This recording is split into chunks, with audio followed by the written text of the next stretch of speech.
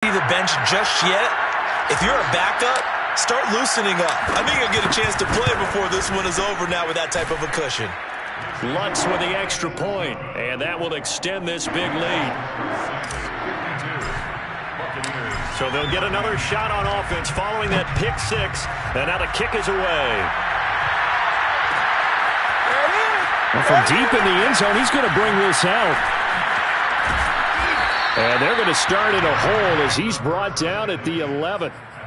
In this position, trying to get back into the game, teams are looking for a spark from their special teams. That's not what they got, though. They got a setback, and they have a long field to cover if they want to try and put points on the board. Here's a run on first down that won't even get back to the line of scrimmage. He will lose a yard, 2nd and 11. Off the play fake, O'Neal. And he will find his big tight end over the middle. And he's able to get this one all the way past the 30. There's a nice pickup right there. And after watching that play, I'm thinking about all the lost opportunities that they've had so far in this game. But right now, just focus on continuing to move the ball the way they did on the last play. Off play action, O'Neal. And that is incomplete. We've talked about it, CD, but it bears repeating. They are struggling to throw the football. All the interceptions and more incompletions. It just doesn't look like things are in sync out there. I would agree with that, and it's not a good day when you feel like an incomplete pass is almost a win for you because it wasn't intercepted. And I think the receivers now, when they're running their routes, they want to catch the ball, but they also want to make sure that the defenders don't take it away. They get 7 out of that, so they're left with a 3rd and 3. One thing you're hoping for when you run drag routes, you're able to hit a receiver in stride, and he can pick up a lot of yardage after the catch. But in this situation, the defense was effective, able to stop him before he could get a good head of steam going. Well, had his hands on it, couldn't bring it in. Pretty symptomatic of how this game's been going.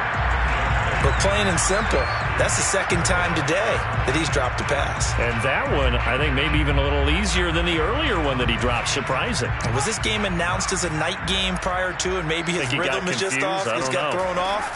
He's got to wake up, enjoy the sunshine, and go. And now here's another interception. Picked off by Marshawn Lattimore. That time defensively looked like they showed quite a bit of pressure, but backed off, and it proved fruitful. They get the pick. He went through all of his rules about getting rid of the ball quickly because he read blitz. He saw all those people stacked at the line of scrimmage, and then they fooled him by dropping into coverage. Now he's ready to get rid of the ball fast, but guess what? Too many defenders out there. Exactly as you described, an interception. And that is going to do it for this 3rd quarter of action. We'll return with more after this. You're watching the NFL on EA Sports.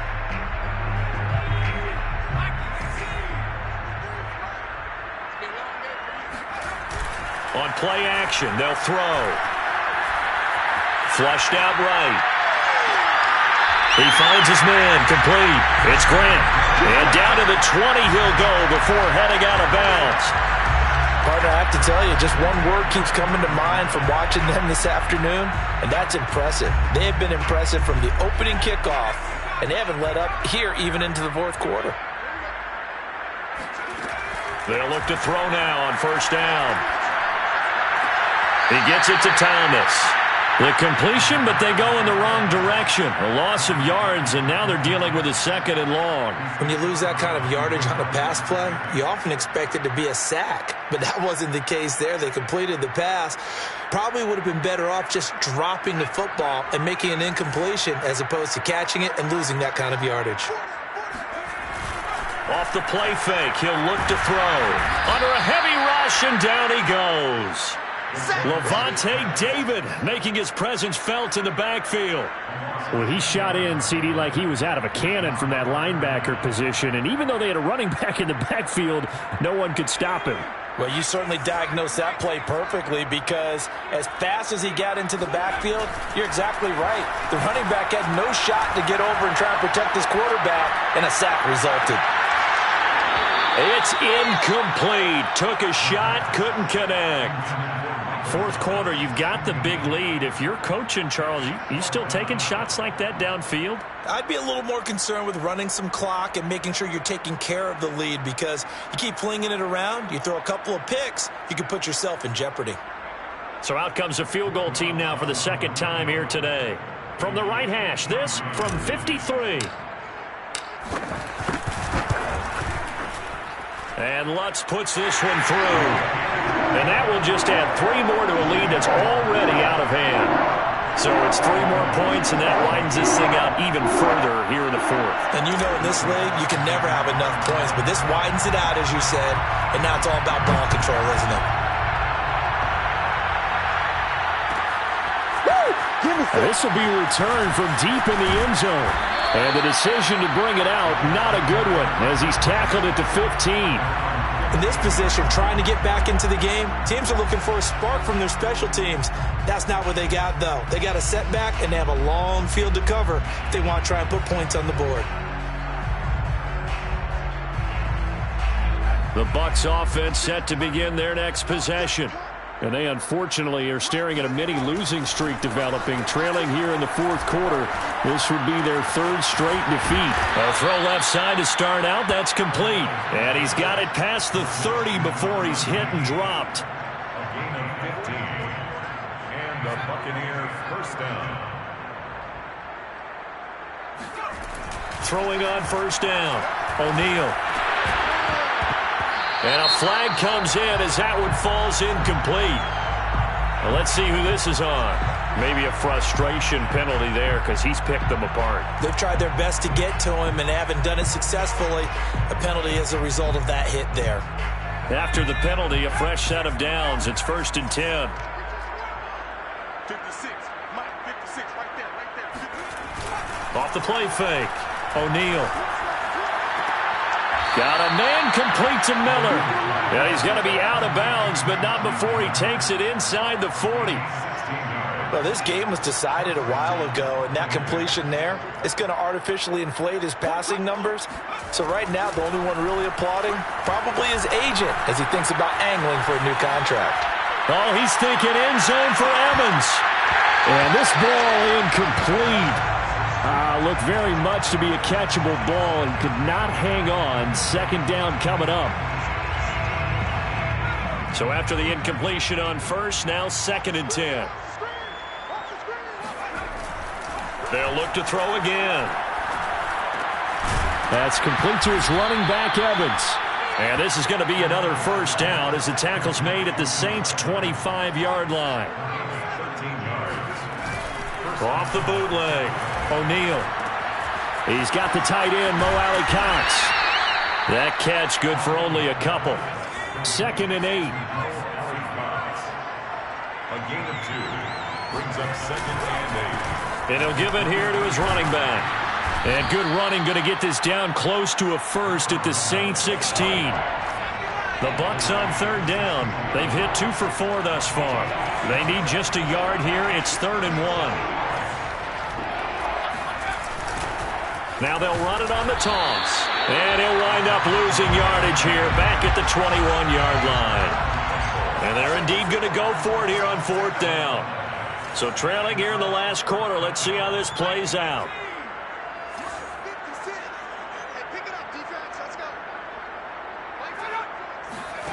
As expected, they're going for it to keep the drive alive. Escaping the pressure right. And it's going to be batted down. And will go the other way with a football. The Bucs try it on 4th down, but come up empty.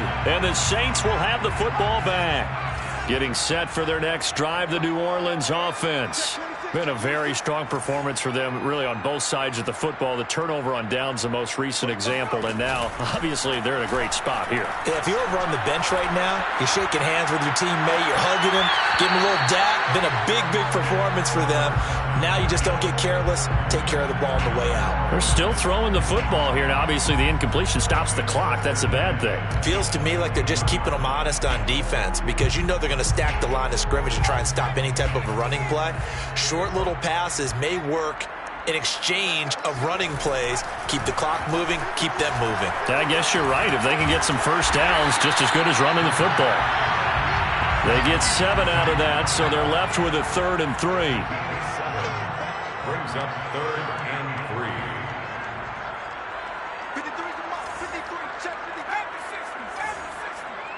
Flag comes in. This might be a free play. Rolling to his left. And that was knocked down, but I don't think it's going to matter. The defense looked like they jumped. And that one was relatively easy to see. I noticed that from up here. Yeah, it doesn't take a whole lot, does it? Sometimes you get multiples. What I always love on these offsides is when each side points at the other. Hey, you did it. No, you did it. They deciphered that one correctly. Maybe a critical mistake at this juncture is now they've got a 1st and 10. Back to throw. Throwing the out route incomplete. That's Grant. And he goes out of bounds just shy of the 45. Tell you what, partner, the way he's been slinging it in this one, I think he should be ticketed for a baseball cap and a set of headphones for the next drive. He's been absolutely sensational. But one thing we've both learned about quarterbacks in this league, they often stay on the field longer than you expect. 3 yards the gain there, 2nd down. Oh, it's time to give a little credit there to the defense. They played that very well because it was a drag route, and he ran a little shallower than normal as he worked straight across the field. He was hoping he'd get lost behind the defensive line, but once he made the catch, nowhere to turn upfield and gain any yardage. So it's Saints football as we get you reset. They've got a 2nd down now as they look to salt this one away. Now a throw here to his running back. And taking it across midfield and inside the 45. A gain of 10 yards. That's good for a Saints 1st down. Now it looks like he'll throw here. Throwing the out route incomplete. That's Grant. A gain of 6 there on 1st. Number 19. It's a pickup of 6. Back to throw again. Eluding the pressure right. And the timing a bit off that time as that one falls to the ground. Well, they certainly did a nice job improvising there, extending the play, hoping someone would come open downfield, but they never did.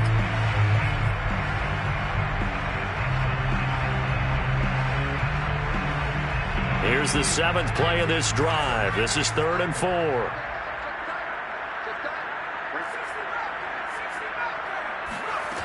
They'll stick with the passing game as he looks to throw. And that nearly intercepted. Boy, for a guy known for his hands defensively, that's a ball he probably thinks he should have come up with. But instead, it's 4th down.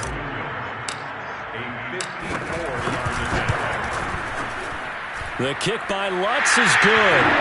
And they're well on their way now as the lead grows even larger. So he remains perfect, 3 for 3 in the field goal department. And it's so important for any offense to have an ace like him up their sleeve, isn't it? Because now you know what his range is, and as soon as your offense gets there, you're pretty much counting on 3 points going up on the board. And the decision to bring it out, not a good one, as he's tackled at the 15. In this position, trying to get back into the game, teams are looking for a spark from their special teams. That's not what they got, though. They got a setback, and they have a long field to cover if they want to try and put points on the board. The Bucs offense set to begin their next possession. Now a desperation throw deep downfield. He's got a man, complete. And they work this well upfield across the 45. A big connection on that one. 32 yards. This is caught by Evans. And they'll wind up getting this one all the way down inside the 20. So the big play means just like that, they'll operate from the red zone now on 1st down.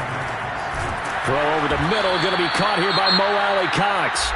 And what are the whistles for? Timeout. So they'll stop the clock here in a game that's been decided in the closing seconds. And inches at the Saints 9-yard line. So not quite a 1st and goal just yet as they come up now 2nd and inches. Again, he'll drop to throw. And somewhat of a measure of revenge as he's in for the touchdown, but they still trail big time. He'll take it, but he won't be able to smile about it. Coaches must really like to see that from the quarterback because he's had the interceptions in this game, but they're able to connect on the touchdown pass. And teammates love to see that because they know that they miss blocks during a game, but they come back and make them later on. They miss tackles, right? They miss making plays, but the spotlight is magnified on your quarterback. And when he stands up to the pressure and comes back and throws a touchdown pass after throwing some picks earlier, they feel great about that guy. And likewise for him personally, as a rookie quarterback, has to give him more confidence. At their own 25-yard line.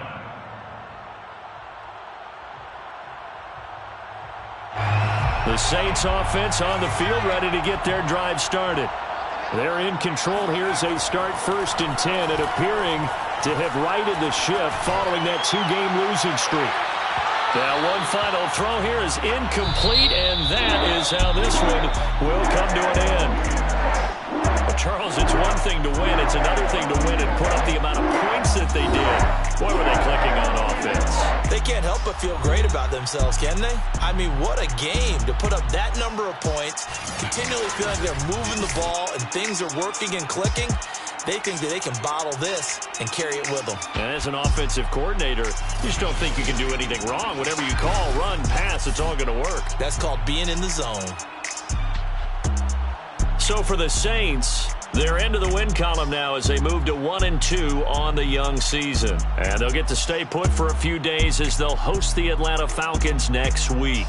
Meanwhile, for the Bucs, the early struggles continue as they'll sink to 0-3. And they'll look to regroup next week as they head to MetLife Stadium to take on the New York Giants.